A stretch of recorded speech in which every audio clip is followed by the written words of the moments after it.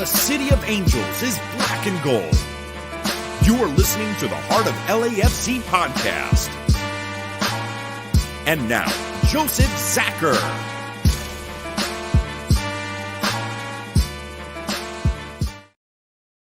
Greetings, Los Angeles. Welcome to episode 289 of the Heart of LAFC podcast. For this, we're going to call it 2020. The vision is clear, dead ahead. We know where we're going. We know who our opponents are going to be. This is beautiful times for LAFC, and we can't wait to celebrate with all of you tonight. Before we can get into it, let's welcome back our crew. We've got Tony, we've got Araceli, and we've got Bam. Araceli, how you doing tonight? I'm doing very well, actually. I've just been taking advantage of the downtime this week, and I think I slept a fair amount, so I'm doing fairly well. Recharged and ready for another busy weekend. Love it. Love it. Bam, how are you doing? Doing all right. Just getting through the week and watching some beautiful, beautiful football from not only us, but from other teams around the world. Fantastic. Yeah, busy times. Titles are coming up. Crunch time for everybody. So it's a good time to watch some football. I mean, always, right? May is that month, you know. It's always beautiful. And now we're in a tournament. We're late into a tournament. Even better. Even better. Tony, of course, the busiest guy in the room. How are you doing, sir? Doing pretty well, excited for this weekend, excited that we go back to the finals where we belong, and, excited that we are supposedly the best club in MLS, which I don't believe so just yet, but also people need to realize the standard is very different when you talk about a league that only has one professional team to win a cup. Yes. I mean, again, the ups and downs and tournaments and all that fun stuff. We are close to it, right? There's things you can improve upon, but life is pretty darn good for us right now.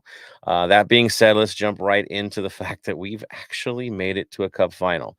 We have qualified. We are in. Yes, I know normally talk about highlights. We'll save that for after the fact and talk about how both teams got here.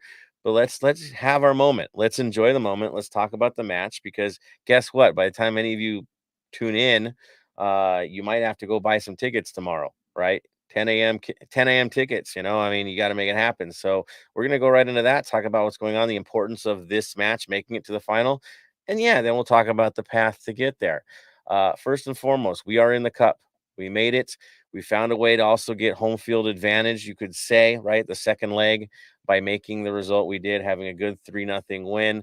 And of course, Leon doing the job and taking out Tigres, which was essential for us getting that home field. If Tigres had won, we would be basically the away team for the second leg. That didn't happen. Things got close. We'll definitely talk about that, but it's not. So we are going to host. We are 1 point extra for the season, 2 goals ahead, all good tiebreakers. Now, here's the nice thing about this and the cool thing about this for both clubs, right? Leon, it's their first trip to the final. Big news for them. It's also a rematch between the two clubs. So it makes for a lot of good history, a lot of edge. And for a lot of us who traveled down there and those who need to travel down there and want to travel down to Leon, a lot of crazy memories. And so, yes, a good trip down memory lane. And of course, we're preparing for more memories to be made there. Now, their path, of course, pretty straightforward. They took out Tower FC. They took out Violet. And of course, they took out Tigres pretty handily in all cases, except for Tigres, who did nick them in their first game. Kept them pretty honest there and almost held on to force them to overtime. But I guess, marking the back post isn't a thing for Tigres, and it cost them dearly. So there is that. On our end as well, you know how we got here. The crazy part about this game, yes, it's a cup final, but it means so much more. It's a double bonus if you win this. Not only do you qualify for the current Club World Cup, you qualify for the next one as well, the expanded tournament. So it's one of those wait, there's more TV infomercial vibes here. Like, congratulations, you're going to Club World Cup. But wait, there's more. And so basically the expanded tournament is gonna happen in 2025. It's gonna be like an actual World Cup format. Expanded rosters, expanded teams. Good chance to play great competition in a group stage, it's sounding like. And who knows, that might be hosted here since the World Cup is the next year. We'll see how that works.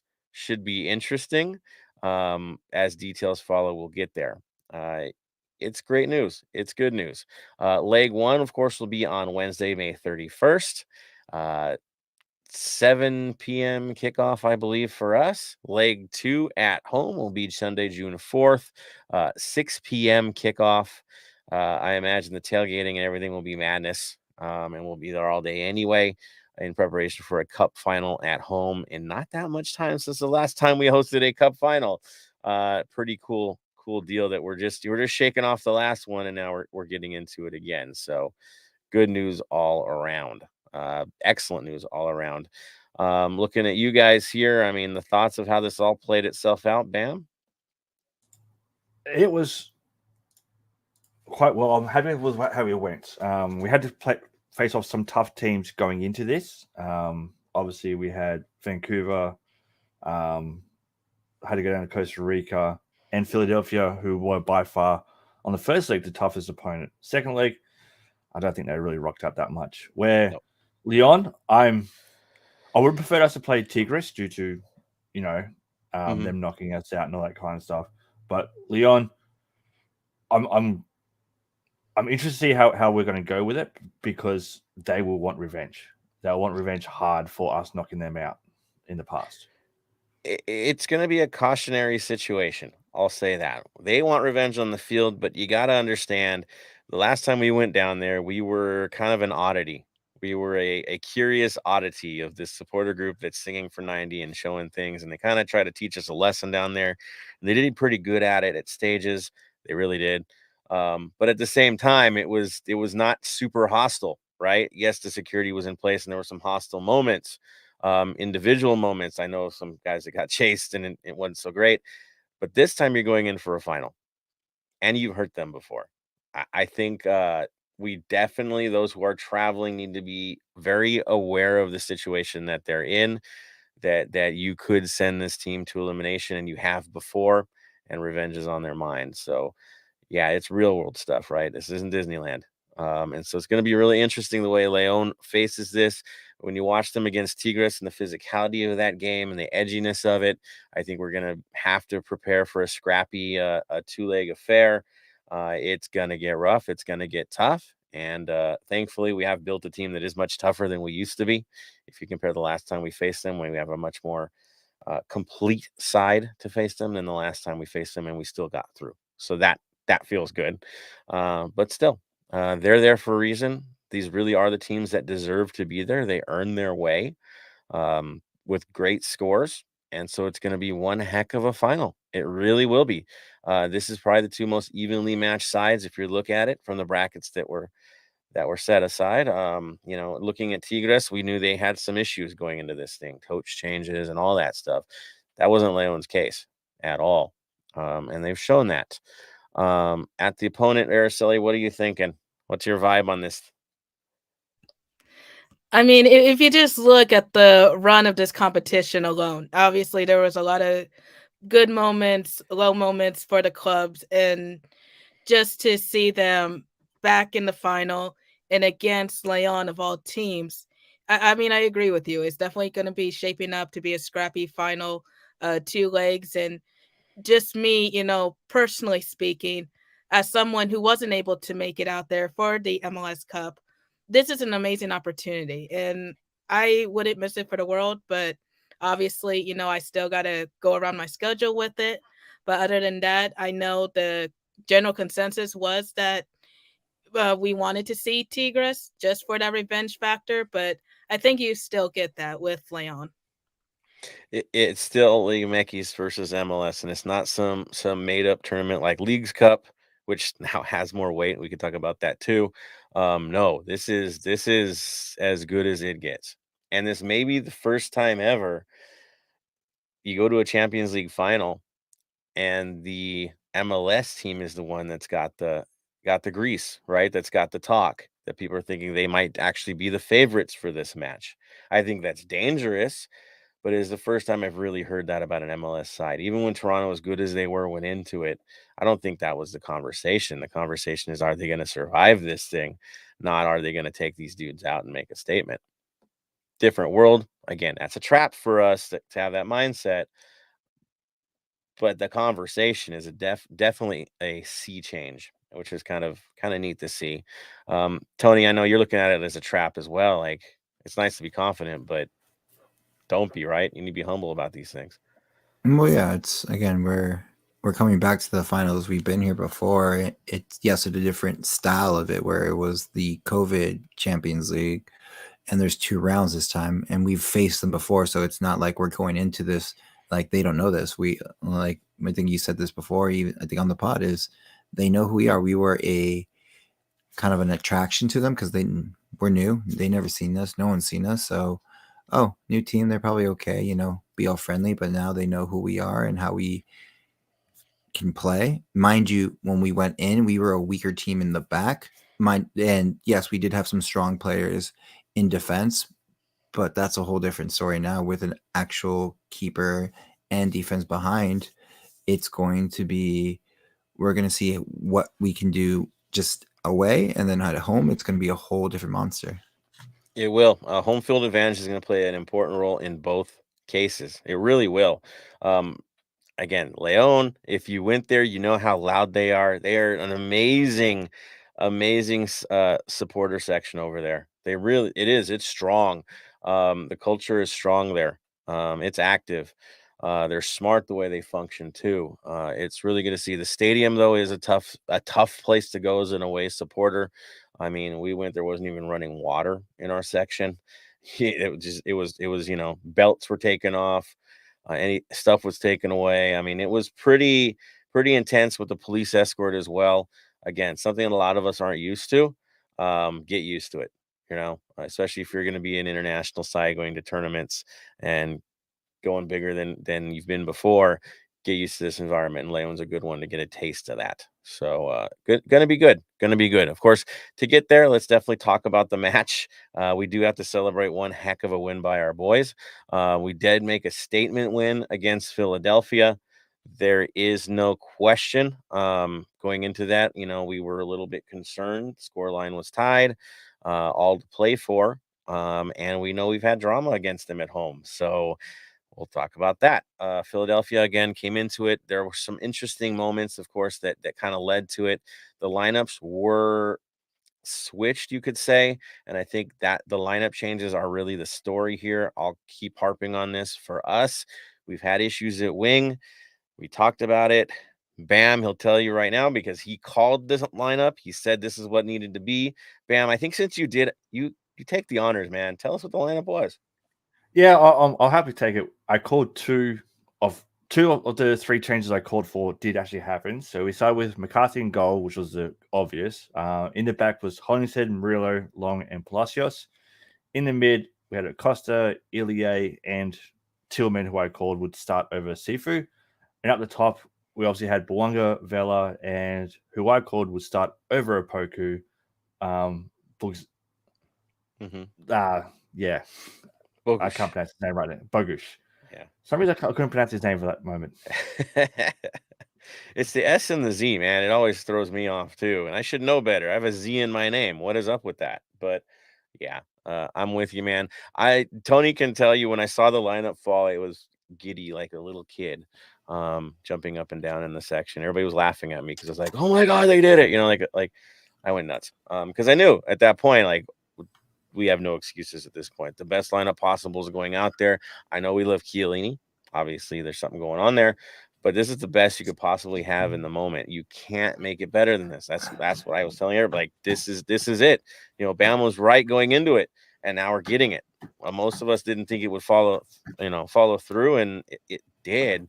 So I was feeling good. I was feeling real good.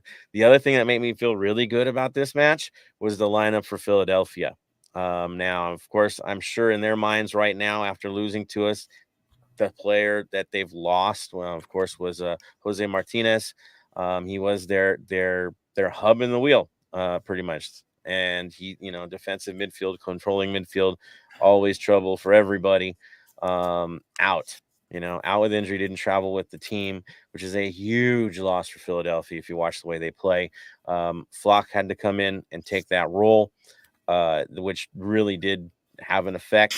Otherwise, same lineup, same story. But that, again, just that loss right there, massive for them, massive. So on our end, we knew that going in. Now the battle for Sanchez, of course, now changes, right? Not to take away anything from the rest of Philadelphia, they're a strong side, but Martinez is one of those guys that it's hard to function without him. He's so important to their side. So that we knew going in was going to be the issue. Tony, I'll throw it to you to the highlights of this thing. There were some good ones. And the story, again, was all about guys on the field and how much little changes changed the momentum of the match. It was, like I said, it was like a hard fought battle. Damien, I need you to stop right now. Thank you. Sorry, my cat. It was a hard fought battle. Like in the second minute, like there was a red card. It's just call it what it is. Studs up. Foul. It was a red, but again, it's too early to call a red, especially in such a big game like this. They gave him a yellow. And that just kind of showed what Philly wanted to do. They wanted to hurt us. They wanted to make sure we didn't move forward. Yes, Bim? He wants to talk about the ref. Go for it, brother. Yeah, I'm sorry, but doesn't matter if it's the first minute, 9th minute. A red card is a red card. The player did the tackle, deserved the red card, should have been a red card. I don't care how big the match is. If it's a US Open Cup game, if it's the first game of the season, if it's a Champions League final, if it's a World Cup final, a red card is a red card regardless of what time of the match it is. Especially when there's an intent to injure, right? He went over the ball. 100%. How he stayed on the ground, I have no idea. Wild. No, you're right. It threw me off. I mean, it's such a dirty play that not to have it happen. I mean, I know why, right? You know why. But your first priority as a referee is to maintain safety out there, right? These are professional athletes, and that's your first fail. I get the scoreline. You want to keep it even. But if a player doesn't deserve to be on the field, he doesn't deserve to be on the field, right? If he's made an action that gets him taken out, that's on him. He owns that. And I'll throw it back to you, Bam, because what I noticed throughout this entire game was if you were fouled in possession of the ball, you got a call. But if you let the ball go and the guy just still followed through and hacked you, didn't mean anything. It didn't apply, apparently, even though it's still supposed to apply. It just seemed if it wasn't right in his wheelhouse, right in the blinders, right, you weren't going to get the call, even though it was very obvious that lagging tackles, pushes, shoves, pokes, you name it, anything off the ball was just okay, par for the course. Just keep playing, boys. Yeah, that's pretty much how it is. It was at the point where, looking at it, you could pass the ball away. So, for example, Tony could have passed the ball away, been gone 5 meters away from him. I could come in, double foot around the knee tackle. Yep, get up, play on, that's fine. I could have ended Tony's career, and the ref would let it go with how bad he was letting tackles get away with like that. But flow, man. Flow, right? Yeah, it's ridiculous. Even though, the other player is supposed to make a run after he passes the ball, and that's a part of the flow too. But I guess we're asking too much. All right, let's talk about the goals and when they happen, man. Let's talk about those turning points, Tony. Where are we at on that? All right, so 13th minute, Tillman breaks open the floodgates pretty much, or just starts the floodgates. It was a good shot it was a good cross in. I thought Acosta. Wow, going back to talking about Champions League.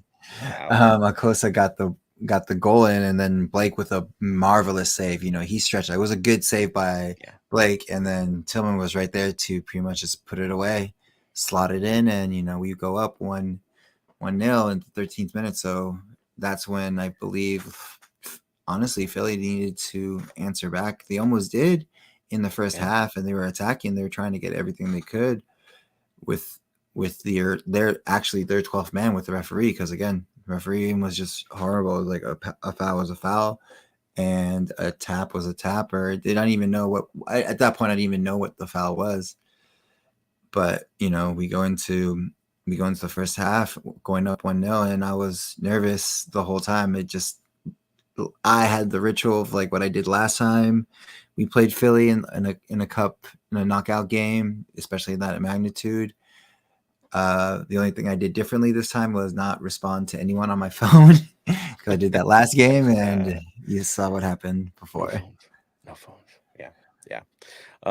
I will say this on the goal: it was very uncharacteristic in the first half for Philly. That's not something they usually give up, right? Dead ball situations are usually locked down.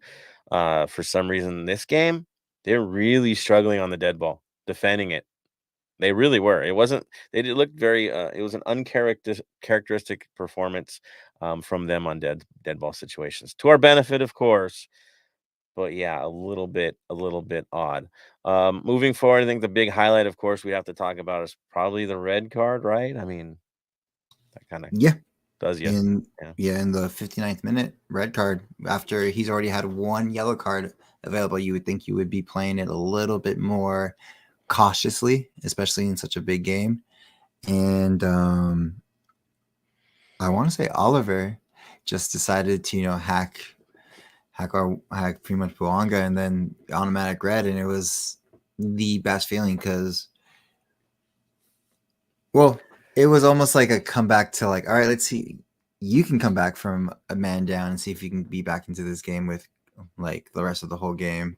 But unfortunately that didn't happen, because it changes the flow of the game. We had more attacking, they pulled back, and they couldn't get the moments that they could have gotten moving forward. But in the 82nd minute, with a stellar pass by Vela, cross, finds Opoku on the left-hand side inside the box, and he just rockets it past the goal, and he needed it. Like, honestly, as much as we chastised him the whole time, and he didn't do what he needed to do for the last couple games, he put it away, and hopefully this is the right thing to do to move him back into the starting lineup and get his confidence back. He'll at least be a super sub, right? I mean, Bogusz, we'll talk about him after this is all said and done, but hey, his job was to come in, play the counter. He did the job exactly what we asked of him, and he did it in style. Give credit where credit is due. Opoku, and he has stepped up in big games before. He stepped up in this one, and you got to give him credit. He didn't slow things down. He didn't create problems. We didn't run into sketchy stuff until other substitutions occurred, let's be honest. He didn't affect the flow negatively. He did the job that he had to do as a substitute in his moment. So for Opoku, it was a great bounce back match, a great moment, a great celebration, right? That was a lot of fun. All good things. Bam, looks like you want to jump in on this conversation. Go for it, man. It was a perfect sub. Like, Bogusz had to start. The way Bogusz played the first 65 minutes was beautiful. It's how he wanted to do. Subbing him off for Opoku was just a brilliant step by Dolo. You look at when Philadelphia got their red card, they took off Eura for a defender. At that stage, they were just giving it up. Bringing on Opoku, who stepped up, played a great game when he came on and scored the goal, showed that Opoku is still a great player. He's still got a lot to bring, and he's got a lot of experience to come along. Having him come on as a super sub, it was just perfect for this game. Yeah, it worked out well. He did exactly what Dolo needed him to do. And again, we know the Dolo subs historically have always been pretty darn good, and this one was well timed. Now the other subs after this, I think we after Vela came off. Let's be dead honest. Momentum changed, and it got a little sketch, right? It did. It got sketch for us for a few minutes there. They had some chances. There were some scares. There were some miscommunications, and our ability to hold the ball up high kind of went away, right? Less time up high and a lot more time chasing. Even though we were up a player, Philadelphia found their feet the minute we made those substitutions. Hard truth on that one. You started to see the drop off. I think that was very, very apparent. Thankfully, though, we were resilient. We did our job defensively. I also will say I thought it was a great substitution taking Murillo out, who was brilliant on the day, to protect with that yellow card that he took because he kind of felt one was coming for a red. And Maldonado acquitted himself very well on the day, was very stable. And I got to be honest, it didn't look like a big difference between the two. It seemed like things were just functioning exactly the way they were, as if a sub didn't happen. Guys are in position, doing their job. Communication was good. That turned out to be really, really, really good. Araceli, looking at the match, of course, before we get to that 90th minute moment of beauty. Thoughts on the substitutions at this point, and who was standing out for the changes? No, I mean, going into the match, I think, I definitely agree with Bam that we did see the starting lineup that we kind of predicted the last time that we spoke. And just given everything that happened through that game, it definitely was a statement match in a sense because the boys really, came out swinging. It's really the best way to put that. But yeah, when it did come to the substitutions, the Opoku was definitely a good call. He got the goal. And I agree. Once Buke entered the match, the momentum, it did shift a bit, and it did get scary. But thankfully, McCarthy was there to, you know, block it. So, Clean up messes, right? right. And I'm glad that you actually mentioned Murillo's yellow card because I wanted to ask you guys on that. I've heard mixed reports that he will be missing the first leg because of yellow card accumulation, and then I've heard otherwise. I haven't heard confirmation either way yet. I Okay. haven't. We're still waiting on that to see if things get cleared or what's going on. Usually finals change a little bit, it's not like he got red carded. So we'll see. We'll report it. Definitely we'll report it as we get closer to it and we'll know. But yeah, it's been conflicting news. So I don't want to make a statement and be inaccurate with this, guys. We're just going to say, hey, we're with you guys in this one. We're still trying to figure it all out. Yeah, I mean, that's really where it's at. Of course, Tony, the big moment that seals the deal. Denis Bouanga with another goal to make it 3-0, and that was pretty much the right-footed shot from the center of the box, assisted by Sifu. Sifu finally came to play, and this is what happens when we are running on all cylinders. It's kind of hard to beat us, and we can be and will be one of the best teams in MLS current history and maybe overall history if this continues on the way we're going. And at the end of the day, that's how it ended. 3-0. We advanced on a 4-1 aggregate and waited to see who we were going to play next. And as everyone knew, we didn't know. We thought it was going to be, we were going to Monterrey, as most people wanted to go, because place that we didn't want to, new vacation spot. Let's go. Yeah. But it's Lyon, and that also gives us the home advantage moving forward after that. Exactly.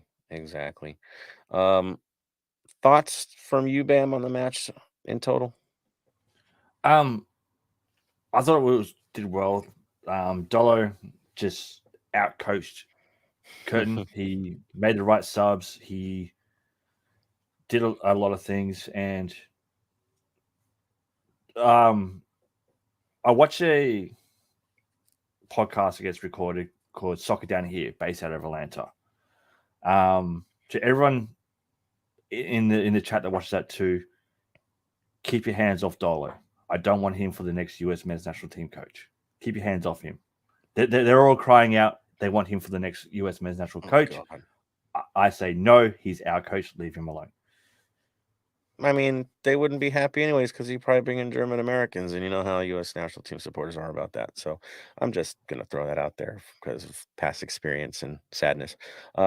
Yeah, don't wreck him. Jesse Marsch is a free agent. Like, come on, Jesse. Jim Curtin hasn't got a new contract, so take him. I mean, Peter Vermees might be out of a job soon. Maybe Peter Vermees can do the job. He's got nothing to do in a couple months, I think. Sorry, please take Vermees. It'll help us a lot. Like I said, and he can accuse him of MLS bias because that's the first thing American supporters do. So have fun with that one, but stay away from our Dolo. Definitely stay away from our door. Unless you want to guarantee us next 10 MLS Cups, then hands off dollar. Yeah, it's going to cost you a lot of money. He's under contract. Deal with it. Go away. With that nonsense. Araceli, thoughts, man? Gosh, it was beautiful, wasn't it? Thoughts about the match? Yeah, total thoughts on it. Yeah. No, I mean, I don't want to sit here and sound like an echo with you guys, but I mean, really, it was a great match. Excuse me. Really, that's why I got split with it. You got it. So if you were going to choose your 3 stars for this one, what are you going with? Ooh. Bawanga, Opoku, McCarthy. Ooh, Tony? Tillman, McCarthy, and Opoku. Ooh. Ma'am? I would go Tillman, Bogusz, McCarthy. Ooh, okay. Tillman obviously is the number 1. I would probably say Vela would be 2 for controlling the ball as well as he did in the game. And then even though he didn't score, Ilya would be the next because he did win the battle of the midfield. And that's what changed this game, what turned this game. So those would be my weird 3, but I'm with it. McCarthy, definitely honorable mention. He stepped up when you needed him to. But dude, Tillman was the difference, let's be honest. And so that was beautiful to see. Apparently he was calling goals when he was at the LAFC 2 match, which I thought that was pretty awesome too. That he's gonna nick 1 or 2. So yeah, that's fun. That's always fun when a player follows through on the promise. Well done, sir. We love it, man. Don't predict before the next one though. That can be dangerous, we know. Cool. So thoughts on it? I'll say on my own thing. We only allowed 2 shots on goal the whole darn game. That's pretty freaking awesome. Again, defense is proving again to be one of the elites now. And that's a nice difference for LAFC. Probably the biggest difference in why we are where we are. So let's throw it to the fans as well. Oh, Bam, did you get scores for your 3 stars? Do you want to throw that up before we got to everybody's? No, because I didn't do it during the regular season games because I look at okay. all the cup games, all that kind of stuff, because we play around with our squad earlier on. It just doesn't seem too right. I'd rather go just a regular season. That way it's more of a, this is the team. Let's see who gets through and all that. Probably going to be Bouanga by a mile anyway. So there we go. You never all right, know. guys. You never know. You never know. As the season, Tillman might come in and steal this as the season progresses. You never know. We might sell Bouanga during the summer window, so he was gone for half a season. So take those words out of your mouth. Hey, if someone's offering us $10 million for him, it's no, man. No conversation of this. We can't talk about these things. We'd break what was your prediction of Sifu leaving? Now you're a Bouanga? Selling the farm mid-season. No. I don't think we sell Bouanga because he's a DP and he's not a young DP. We usually sell our young DPs, not our older DPs. I mean, we're slated to add, not lose this summer. It's beautiful. Isn't it, guys? It is. All right. I'm going to throw it to you guys. Let's join this conversation. Let's see where everybody's at with their reactions. All right. Comments. Here we go, everybody. First one in the mix, Ox, straight out of Wichita. I hope you get home in time to see the final, man. I know you're trying to get home, so we definitely want to see you, sir, at BMO. Mark, he's ready to go. Hopefully, Mark might be going to Leon the way he's throwing up the LFGs up there. Daniel Angel, queremos la copa. Love it. Dave Gomez, SCCL Finals, baby. Right? We're here. Element Trash Can, giving the hellos. Luis Arroyo says, to me, it's not about beating a particular Yankees team. To me, it's about beating the Yankees overall. Oh, yeah, for sure. Closing mouths of all ESPN Deportes and Fox LUP commentators as they think the Yankees is better than MLS. I mean, I think we're seeing a change. I think we're at that crossroads right now. I want to talk about Ekis. We're definitely at a crossroads here, is where MLS has that potential to now move past, and definitely some of the premier teams in our league do now. Real talk, depth wise, is still not there. And if I take a mid-table MLS side versus a mid-table Liga MX side, are we talking a potential win by that MLS side? I'd be a little concerned. Yes, the elites are matching the elites now, right? The best of the best are matching up and passing, right? Seattle did what they did last year. But I mean, would you trust the Galaxy to beat even Mazatlan right now? Real talk, right? I think Mazatlan was win that series. So yeah, Mazatlan wins at 6-0 on both legs. I mean, seriously, there's still teams. San Jose, they're what, 5th place? We're going to talk about them in a bit. Do you think they could get a result against Monterrey? I don't. And they're mid-table and they're mid-table. Like, look at the playoffs. They're making it, right? Both are probably going to be in the playoffs in their respective leagues. It's tough, but the top end teams, yeah, we're getting there. Overall, though, we'll see in Leagues Cup. Leagues Cup's going to be real interesting, even though it's kind of a rinky-dink kind of tournament. Again, I'm not loving anything about it, but yeah, it'll be a good test for everybody. That's for sure. But we're getting there, man. I'm with you, dude. Winning this is going to be important, though. It really will. It really will. Losing it, yeah, that'll hurt real bad too. So there's some risk for sure. Daniel Angel, Union never went down to 10 men because Drew Fisher was their 12th. I think Drew Fisher was so incompetent. He was his own team all by himself.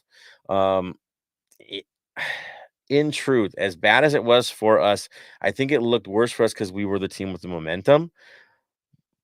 But really, I understand why their player who got a red card kind of stood there in shock.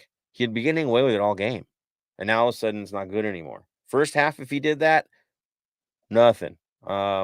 Even if he was sitting on the other, nothing. But now it counted for something. So I could get the confusion on their end. I think he was bad for everybody, and he was bad for the game itself. Like, really, and bad for player safety.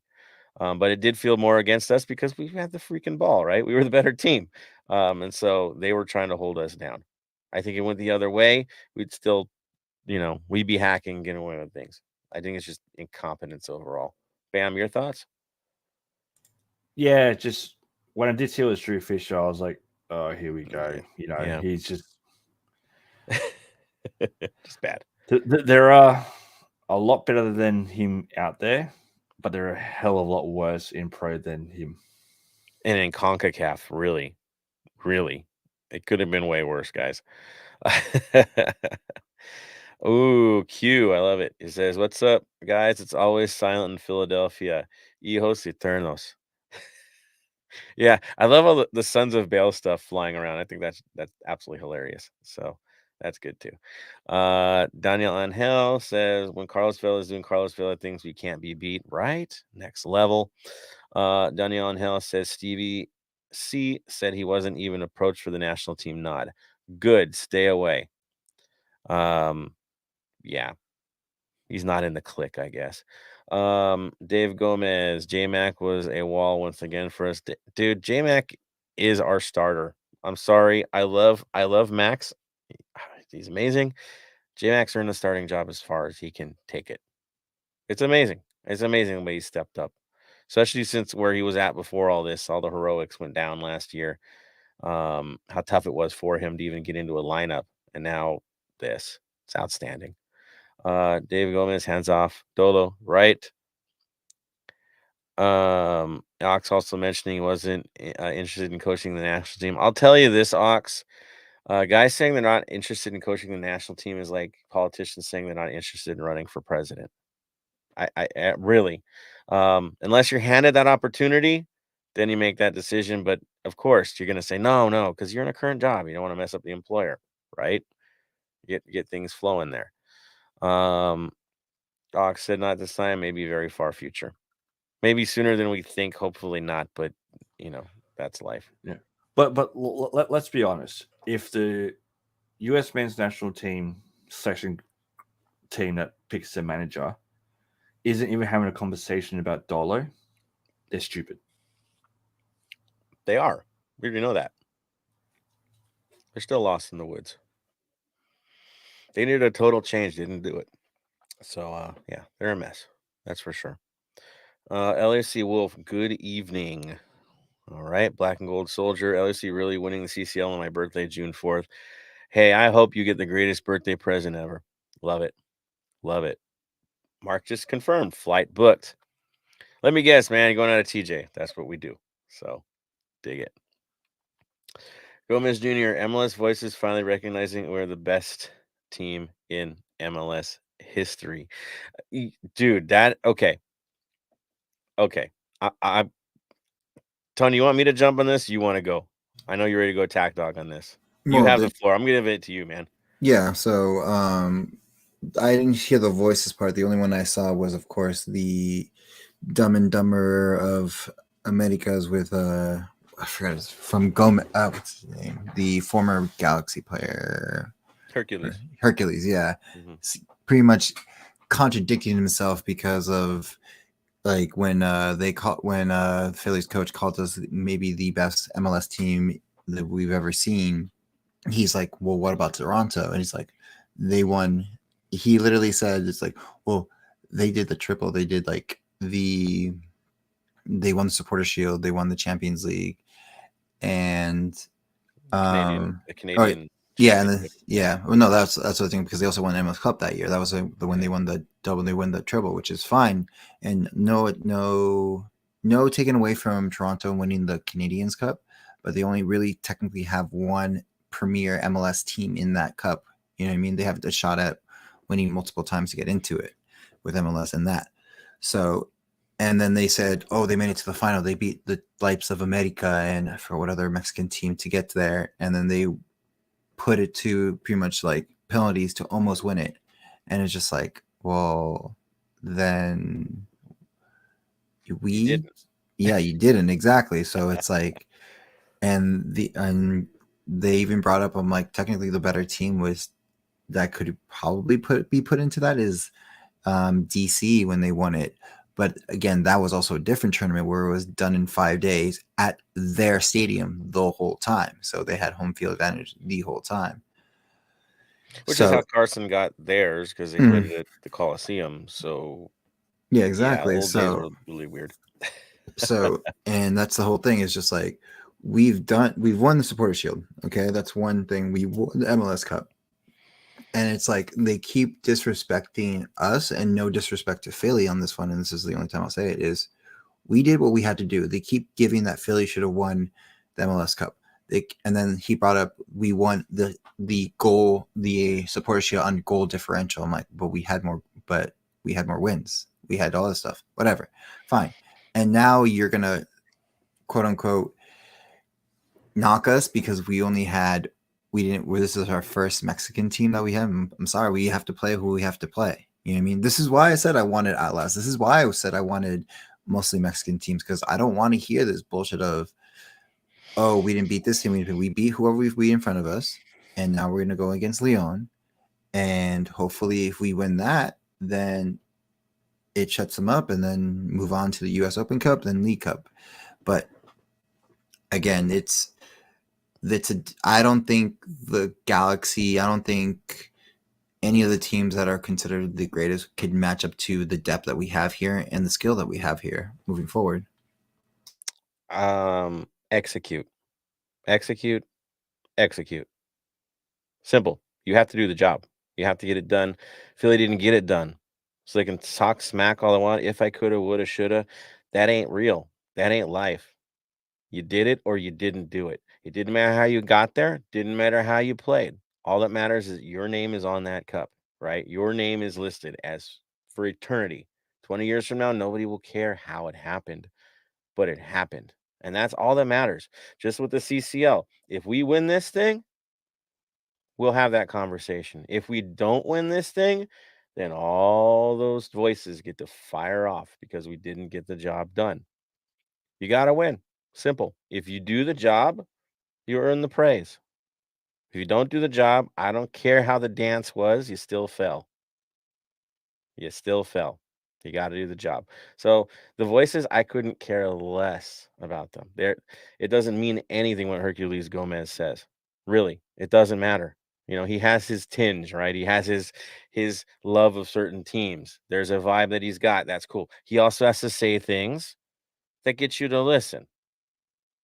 That's how all these guys make a living. So they have to say something interesting, if we get the job done, if somehow, some way, we win the Champions League, we make a run in the Open Cup and take that one, and then we double up, there's never, ever going to be a conversation, well, but they played. No, it doesn't matter. You did it. You did the impossible, the near impossible. And I'm sorry, the Canadian Championship versus the U.S. Open Cup, dude, the process, I think, is way more difficult for us than what they're dealing with. Way more competition to deal with. So, yeah, let them talk, and we'll just play. Simple. Do the job. Get it done. Bam, am I off base on this? No, you're right.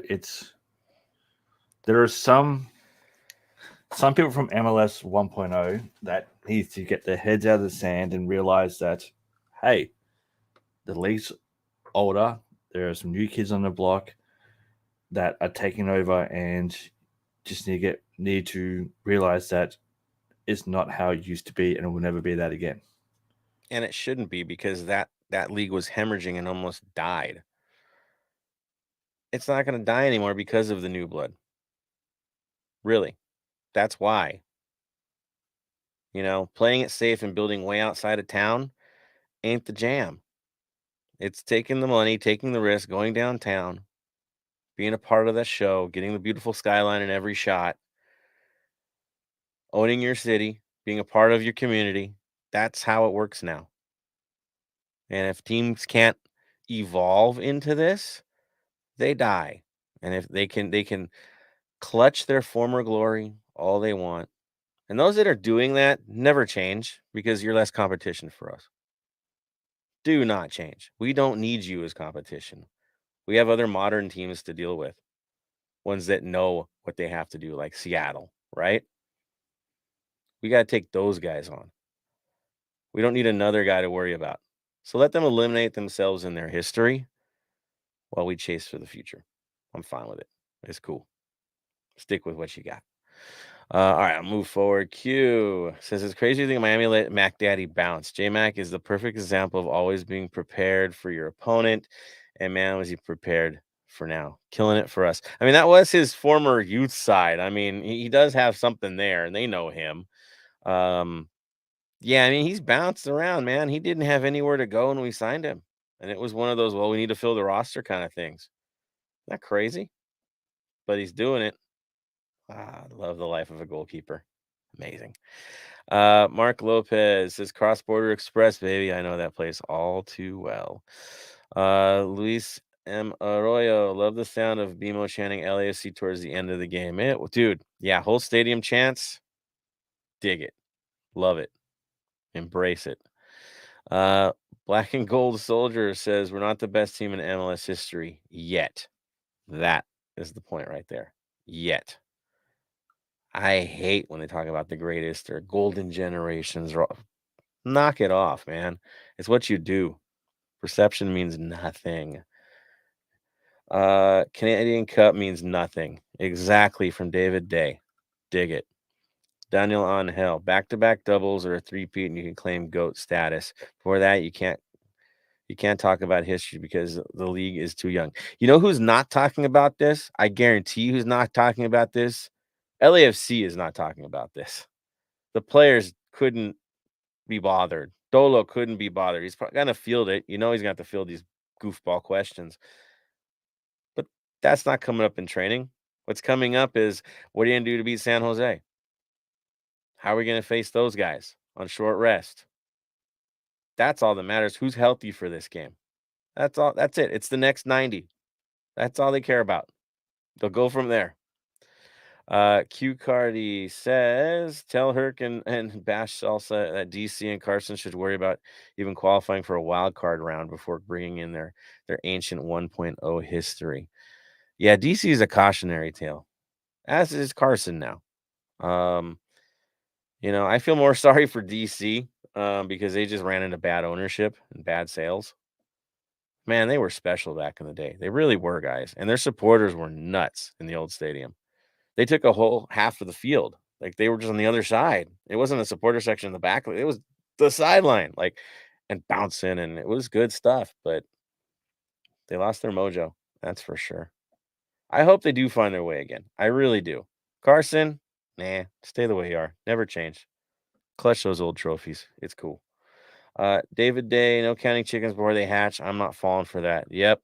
So I don't like being called a favorite either. Ox Gomez is whack. At first he praised LAFC, then he got attacked by the Carson peeps and retracted his favor for LAFC. Again, he's doing things to sell.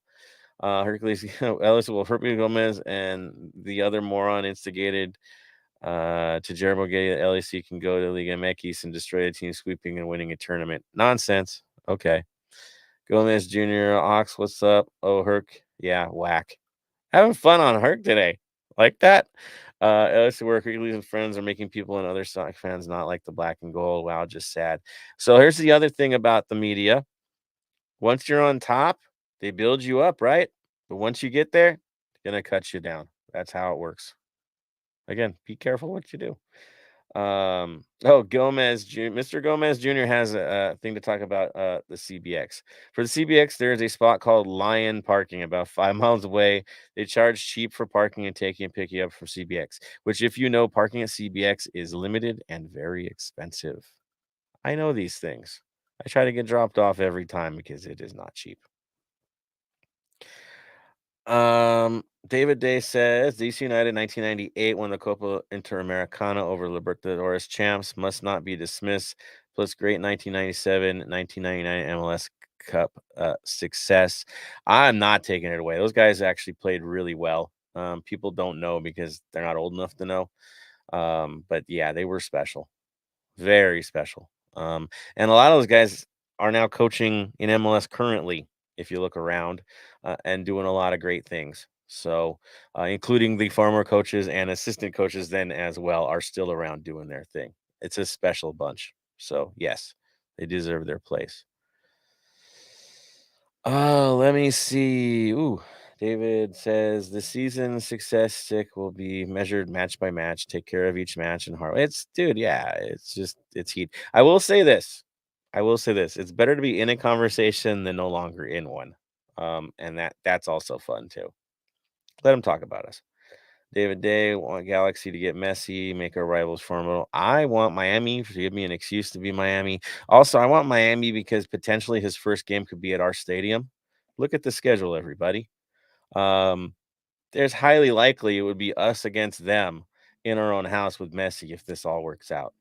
So I'm going to be selfish and hope it's Miami so we can see him at BMO. I'm just saying.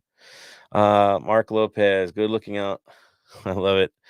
Wolf says, let them die. I love you guys. And then Oxers, and all we need for our boys to go out there and put in the work and win it all. We just need their best. And we have said that before. All we need is your best. That's all we ever ask for. That's all we've ever asked for. If you give us our best, good chances we'll be where we want to be. If you don't, we won't. So good on that. Good stuff, guys. Great stuff. All right. Hot takes and everything. Well done, everybody. I'm going to throw this over to Tony for community news. Hey, guys. As you know, there's a couple of watch parties. I know Expos is right now for the San Jose game. If you can't make it, I know it's a long trip. Not really a long trip, but a long trip just because it's going up north in California. So if you're not going to go, Expos is, of course, going to be at Distrito 14, as well as Black Army is going to be at Progressive Brewing Company. Progress. Sorry, Progress. Why do I always say progressive? What the fuck? This Insurance thing. companies, people. I know. Ugh. I feel like that's like an ongoing thing. I'm just gonna go on until I finally get it right. It's gonna be just part of the pod. So put that on your bingo card, as defenders would say. We'll be out there again. If you can't make it out there will be more coming out soon. So when I get those, I will post those on socials and when that is available, as well as I believe that's it. Besides if you're a season ticket holder, be ready and prepared on your internet. Make sure you have good internet on your computer, cell phone, whatever you have, to get some additional tickets. And please, I'm asking very nicely, buy tickets for people who want to go to the game. Don't be the a-hole to resell them and try to pay off your season tickets, because we need people who want to be there and support our black and gold brothers and be there, because this could be their first game. This could be, a game that they really wanted to go. So if you're going to buy extra tickets, buy it for someone who wants to go with you and experience what we experience every time. And the loudest game we ever had was the last time I played Leon in our house. I still believe that because my ears were damaged after that game. We need that again, right? And if you bring a spectator, that ain't going to do it. You got to bring a supporter. You got to be someone who's going to sing. So it's pretty darn simple. Well said, sir. Mm-hmm. Also, 3252 membership is up and about. Still, remember, $30 gets you a scarf, a pin, discounts at the shop, so you can buy. By the way, you guys, Ollie's back in town. The stuffed Ollie is available at the HQ, so if you guys want to go that, you can get a discount for Ollie and pay $30 instead of paying $40, because it kind of goes down a little bit when you have your discount. So it helps us support doing TIFOs. Drum repair, another drum broke, if you didn't watch the socials. And helps with away day tickets, like the one going to San Jose. And so just sign up. It put whatever group you're a part of. If you're not part of a group, then just put nothing. But this is a chance for any group to be officially part of the 3252 with a membership. I really want to add more to our community. Pride is right there. So if you are part of Pride and you want to be part of them, and they're a great group, add them. Black Army, LAO, Tigers, Expos, Cuervos, D9U, Luckies. So just add that. And then, of course, the last one I asked is also, if you have money, donate to the Mo Facio futsal court. It's still going on. It's $1, whatever you can afford. Just go to lafc.com/mo-facio and, donate $1, $11, $3, since we won 3-0, or whatever you prefer. There it is. Well said, sir. And yes, I will say this. In the supporter community, life is so much better when you're in a supporter group. Communication is better. It's, if you're really getting the full 3252 experience, do it as a supporter in the supporter group. Trust me on this. Bam will tell you, as far away as he is, he feels a whole lot closer because he's in an SG. It is legit. Yes. And again, you want to go to these away days and all that, your best bet, of course, is to do it through the groups. I mean, we all organize pretty darn well, people. So yes, that too. All right, I'm going to shift this one over to Araceli. I know you got some updates for us on the LAFC 2 front. A couple games to talk about, right? Yes. Real quick before I get into the LAFC 2 and league updates, I just want to make a quick comment on the Ollie plush. If you are planning to go, my recommendation is to kind of call ahead, because I heard that they did sell out that night of the match, that there was a lot of people who went to buy it after the game and it was all gone again. So Ollie is clearly a hot ticket in town right now. I'm just going to put that out there.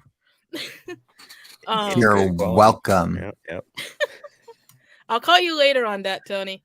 Anyways, switching back over to LAFC 2 news. LAFC 2, as the script goes, unfortunately fell 1-0 to the Earthquakes in Fullerton. Now, to their credit, there was good chances from them. Unfortunately, though, all the way up until the 82nd minute, Blancas intercepts the cross. He flicks it past Ramiro, ultimately giving the Earthquakes the win on the road. But for LAFC 2, this is a bye week for them. However, they will kick off match day 8 with a midweek match on Wednesday as they host St. Louis, STL City 2, or St. Louis 2, however you want to refer to them. That is slated for a 7:00 kickoff Pacific time. If you can't make the match, it will be on Apple TV. And I want to give a congrats to Giancarlo Sagredo. He is one of the goalkeepers who recently signed with Oregon State men's soccer team. He's 18 years old, so what that means for the club, we'll have to see, because I'll be very frank. I do not know how their contracts are set up in terms of the players leaving for college and how that works essentially. Yeah, But I would assume he'd probably be draft eligible after all is said and done because he is leaving the program to go to college, right? I mean, you would think that would be the it case. is possible, but I have seen players in the past from academy teams and secondary teams go off to college and then come right back. So again, it all depends on how the contract is set up. But either way, he's yet to make an appearance with the team. Just kind of like a quick overall league update. LAFC 2 is now one of 3 teams still searching for their first win, along with Huntsville, which is Charlotte FC secondary team, and Toronto 2. I don't know if anybody likes to know this, but Crown Legacy and correction, Huntsville is Nashville's secondary team. My fault. Crown Legacy is Charlotte's secondary team. Crown Legacy, Colorado, and Austin are still undefeated as of now. If anyone else, the current league update, and of course, just like with MLS, we have our own tournaments coming up this summer, especially in July. So keep an eye out on the socials if you're interested in that. And that's all from me. Thank you, Araceli, for the update. I do want to give you guys a heads up. Those who are going to go to the game on Wednesday for LAFC 2, it is a weeknight. You're on a college campus. They will definitely charge you for campus parking because school is active. So just know that it's not a big deal, but still be aware of that you are still on a college campus. So there we are. All right. I was going to do this, but I'm throwing this over to Bam because he's got a way better choice than I did. The Black and Gold Vinyl Club Minute. Go for it, Bam. Because we're going to play in Philadelphia and take you all back to, I think it was our first game up there. San Jose. Our first game up in San Jose. The San Jose Ultras decided to hold up a banner, making a mention to one of our good mates, Mike D. And because of that, I had to go with, for this week, Beastie Boys' album, License to Ill. It's one of their first albums, one of the greatest albums. And for this week's Black and Gold Vinyl Club, it's Beastie Boys' License to Ill. Nice. I might have suggested ill communication because they were trying to say mic'd, and they didn't come out that way. One of the funniest banners I've ever seen. And if you've ever been to a game in San Jose, guys, they do these massive butcher paper banners, and rather than just saying something quirky or cool or clever, it's usually a massive sentence, and it's in a poor structure, and nobody knows what the heck it's saying after about 3 reads. It's amazing. It really is. It's a work of art because it's so dysfunctional. I can't wait to see what they're going to do next. But yes, Mike D in the house. Mike D owns it. And I know since we're Mike D'd up,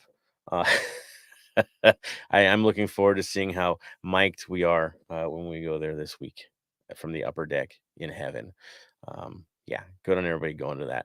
Well done, sir. Well done. Beastie Boys. That is one of the best albums of all time. Love it, man. All right, let's transition this bad boy back into the actual match against San Jose. Since we're finally allowed to return after all these years in full force, no limitation on tickets. Yeah, it's on. Now, fair warning, we do have all these tickets, and we have a huge group going. I saw the ticket sales; it's massive. They did put us in the highest upper deck section of the 49ers stadium. I don't care what the sponsor is. I'll just call it the 49ers stadium. And so, yes, you guys are way up there. In fact, they're so grumpy we're not allowed to go to the Cinco de Mayo festival that's around the stadium. But whatevs. You guys are still going to go there. Still going to make it happen. Still going to take that nonsense over and have fun with that. Now, looking into it, San Jose of old has been kind of the terrible team that gets a result against us historically, right?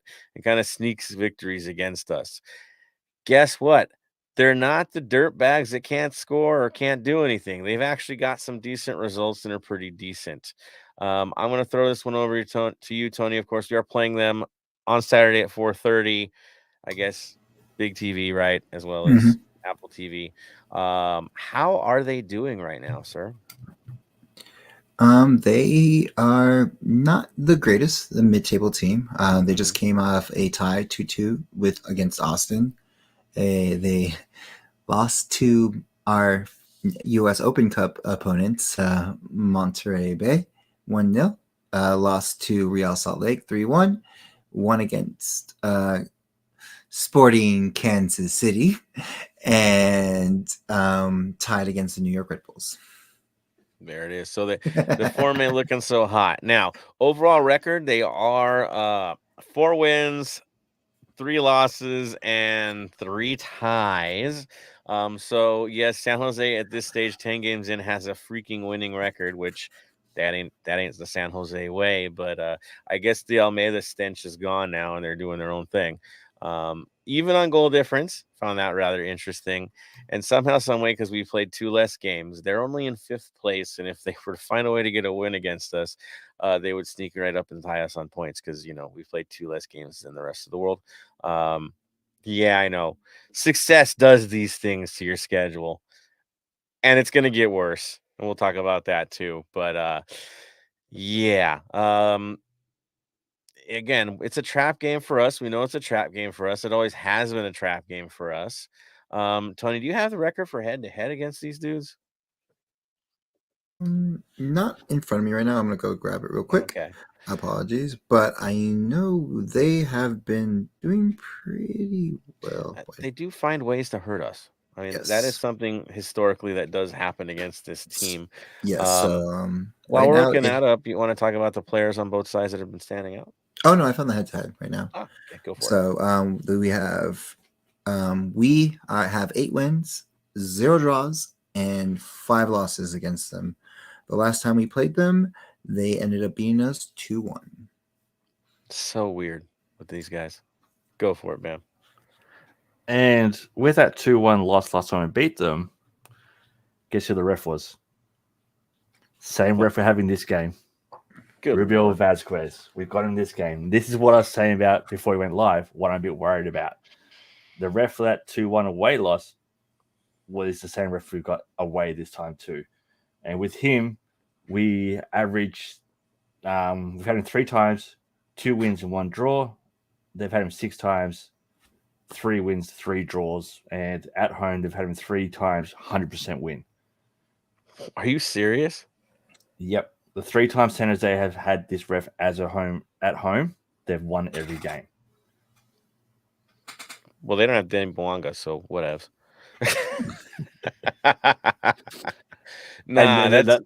I know. That's why I said before we went live, I'm a bit worried about this game. This is why. And you wouldn't tell us before we went on. You didn't want to give us that. You just want to be like, no, I want to give you shock and awe and let you feel bad about yourselves for a split second. Good thing is they're not playing at home technically, right? They're playing in the 49ers stadium, so that's fun. And we are who we are. So if our team isn't riding high, there's something wrong with them. We know they're riding high. But yes, I know. Oh, I always find a way, don't they? It's going to be interesting. It's going to be gritty. That's for sure. That's for sure. Let's hope we break that little streak there. Tony, who's standing out for those dudes right now? The one and only Espinoza, of course, with 10 games and 6 goals, and then also 3 assists.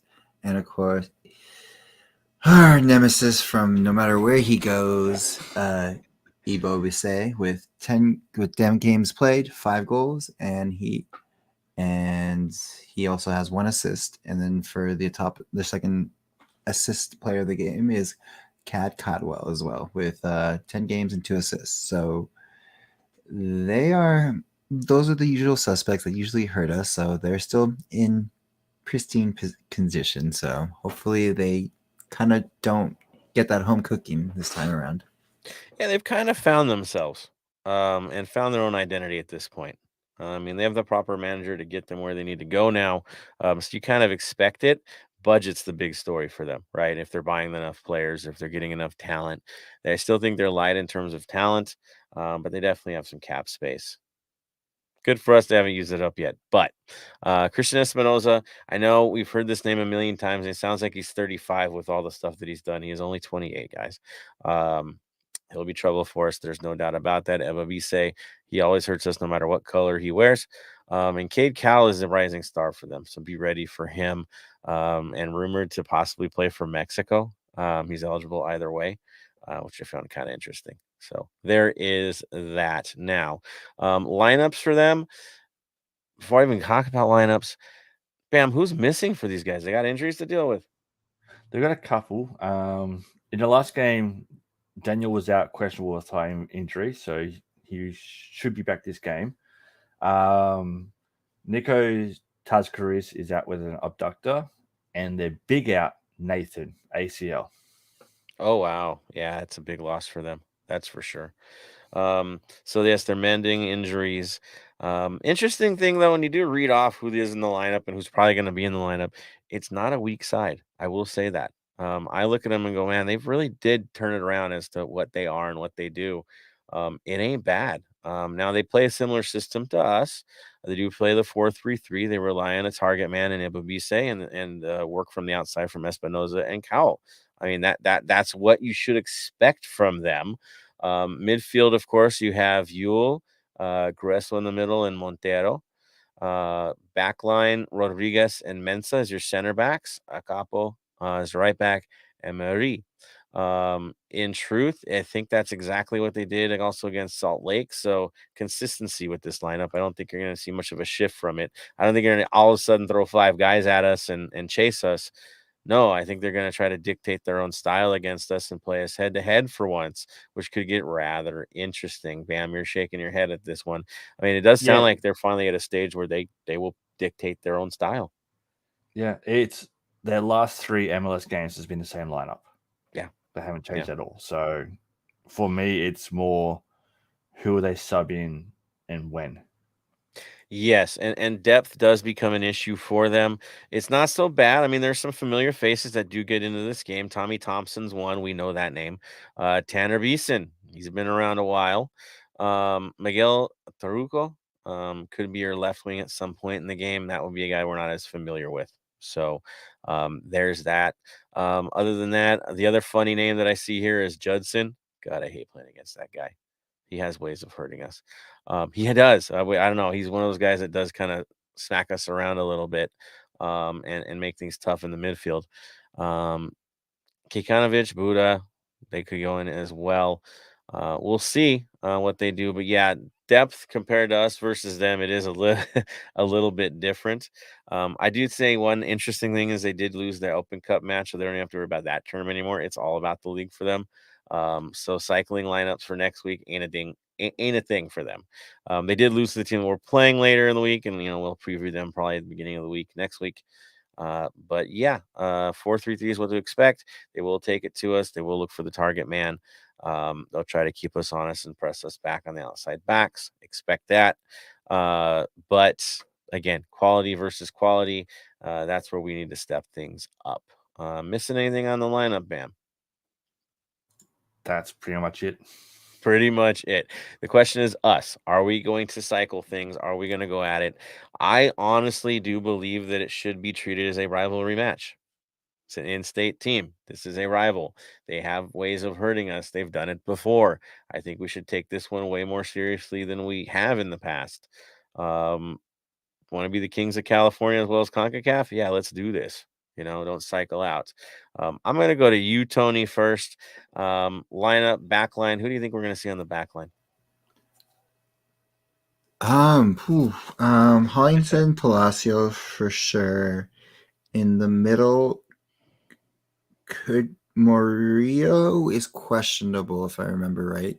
I know he got a little bit of knock from what I've been hearing on Twitter, but if he's healthy, Murillo and maybe Long if Chiellini's not up to date, but okay. So yeah.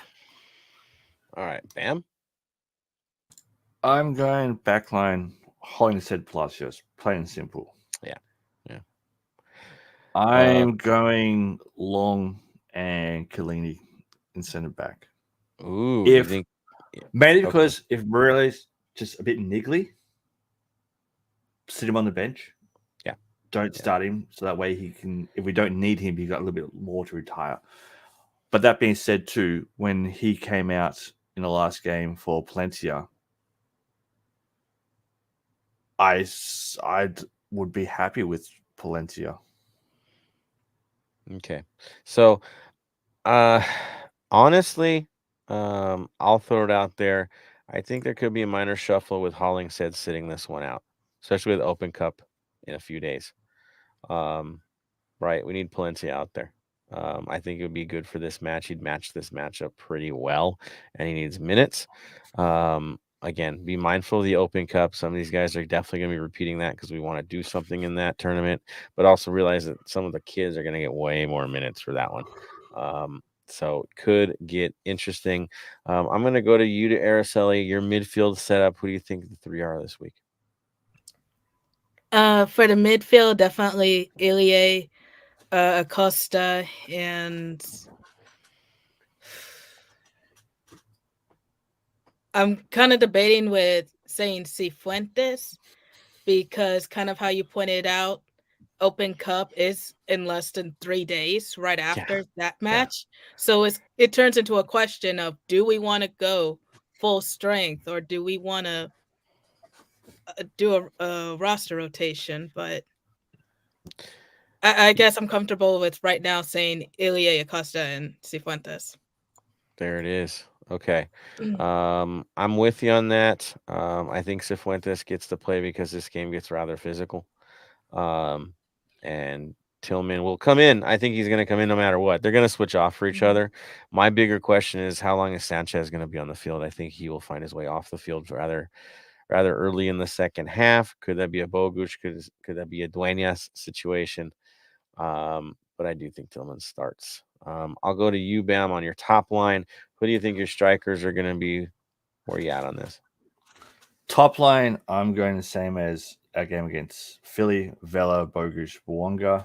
I think that's just the lineup we started with.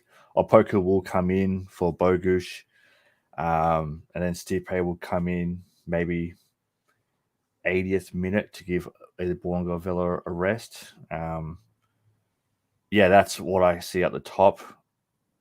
With the mid, I'd be surprised if it's not the same lineup against Philadelphia. I see us resting Ilie for the Open Cup. Ooh, okay. Tony, your top. Who are our attackers for this one? Bouanga, Vela, and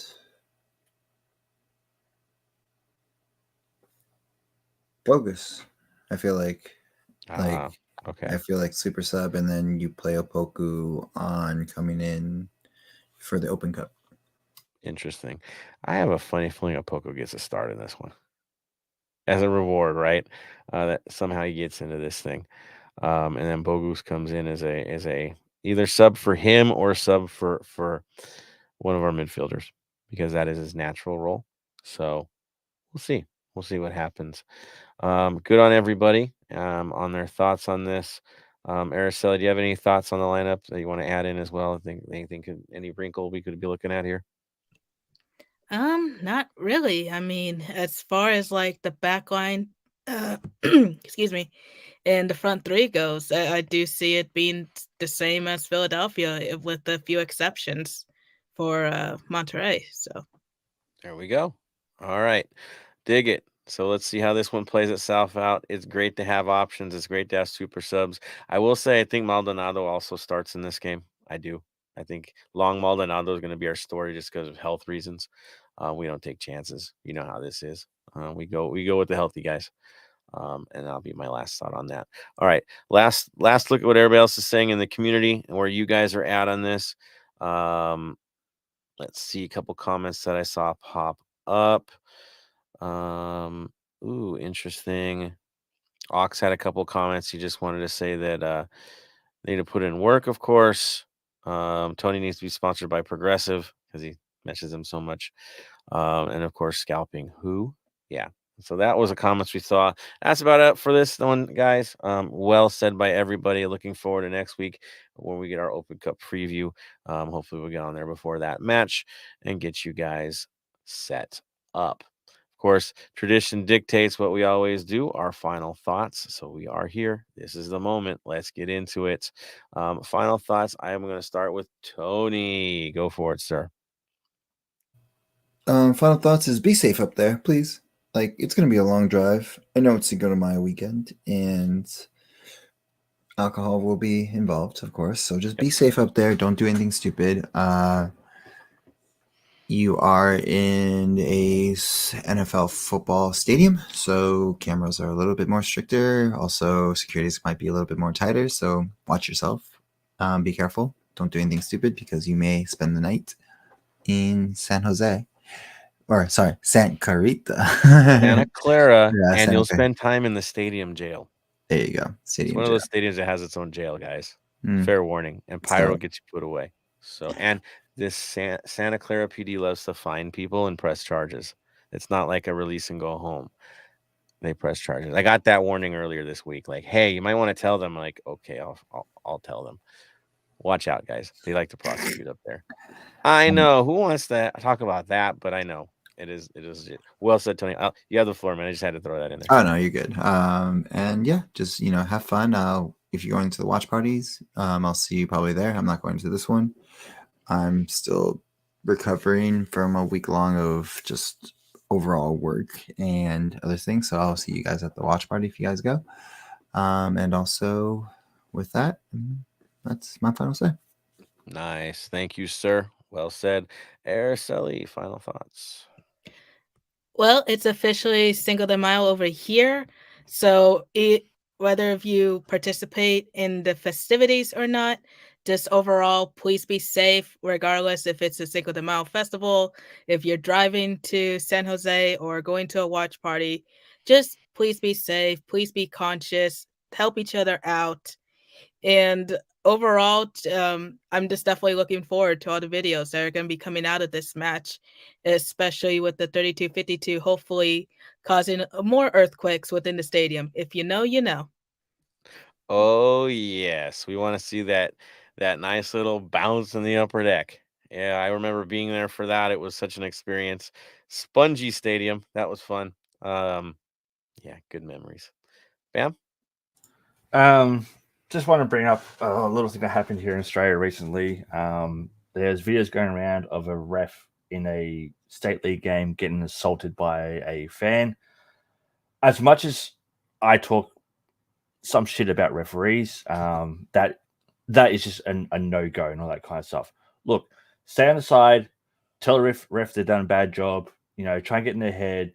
Like I've done it multiple times. I've gone to games. I stood on the sideline, especially with the touch judge. Hey, touch, that's the wrong way. Should we go the other way? It's out there. I mean, no, that's a corner. No, that's a goal kick. Just little things like that to get into them. But always remember, especially, doesn't matter what sport it is, parents, fans, all that kind of stuff, the refs are out there trying to do a job. Refs aren't there. Your kids can't play their sport. The game doesn't go ahead. And if any time you feel like abusing a ref, go be a ref yourself. Go try and be a ref yourself. That's the biggest thing I can do. Also, everyone, happy Cinco de Mayo, because it's been Cinco de Mayo over here for the whole day. I know you guys are getting it ready over there. Always, it's okay to not be okay. Phone calls can save a life. Reach out to your friends, reach out to your family. Make sure they're okay. Say hi to each other. and just be a good person. Well said, sir. And I'm with you on that. As a former referee, yes, there were times when I did that. I also coached too. I know. Yeah, the abuse kind of ended it for me. I got to be honest. I was like, you don't pay me enough to put up with that, so I walked away from it. So I get it. I totally get it. And again, what we saw in the video that I saw, I mean, that was a pure assault, and that dude needs to go to jail. But again, be mindful of what you say. You're dealing with other human beings. They have feelings. They have day jobs. Referees are amateurs here, you know? They're good people for the most part. They really are. They're doing a job that is thankless. And so be lucky they're there because there's a huge shortage of referees in most cases. And so your treatment of them is what affects the quality of the refereeing because good people just simply don't want to do it because of the abuse. So be smart about these things, be good about these things, and do it for the good of the game. Be respectful. It's not too hard to be respectful, right? On my end, again, I thank all of you guys for tuning in. It's been an amazing run so far. We're at 289, 290s next, 300. You know, it's coming quick. Good times, that is for sure. Also, beyond thankful for my crew who always come in late night, especially Araceli, and make it happen. Well done on everybody. Really amazing time out. All right, Tony, do you have something you want to jump in on? He's jumping there. All right, cool. All right, so you know what else?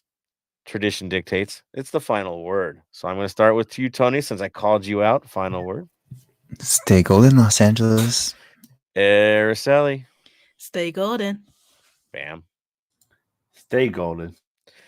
And for me, to all of you, stay golden, Los Angeles.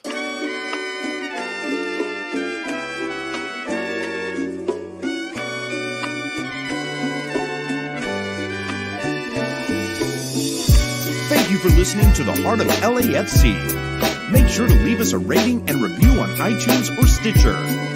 Shoulder to shoulder, the black and gold is taking over.